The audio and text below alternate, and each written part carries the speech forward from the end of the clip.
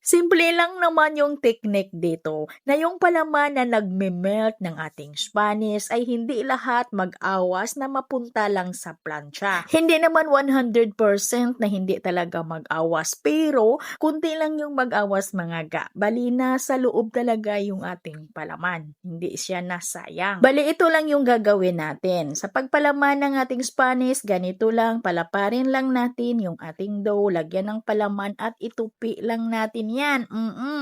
Para kung mag-awas man siya ay kunti lang yung mapupunta sa ating plancha. Nasa loob talaga yung ating palaman. Ganyan lang po kadali ga. Sa ating palaman ay naglagay ako dito ng chocolate flavor at naglagay din ako ng ube flavor sa ating dough. At gumamit lang tayo dito ng bread powder or yung homemade breadcrumbs na mga toasted ito na tinapay na dinurog natin ng pino. At sa pagsalansa naman natin dito, yung pinagdugtungan ay ito yung ilagay natin sa pinakailalim para hindi siya bumuka pag nagluto, para maganda naman yung hitsura ng ating Spanish. At palsahin lang natin ito ng mga 2 oras bago natin isalang. At ito na, naluto ko ito sa may preheated na 180 degrees Celsius sa loob ng 17 minutes. Yung ingredients ng ating palaman at sa ating dough ay lagay ko lang sa ating comment section ha.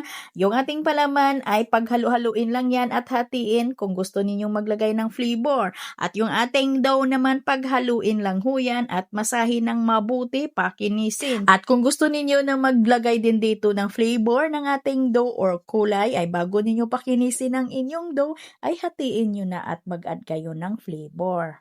Yung 1 kilo ko na dough dito ay hinati ko ito kasi naglagay ako dito ng food color na OP para magkaroon tayo ng OB na kulay ng ating dough. Kung gusto ninyo ng full video talaga dito mula sa pagtimpla ng ating palaman, sa pagtimpla ng ating dough ay sa next video mga ga-upload natin to. Ito ay short video lang ito pero naglagay ako ng mga ingredients sa ating comment section dito ha. Bisitahin nyo lang yung ating comment section.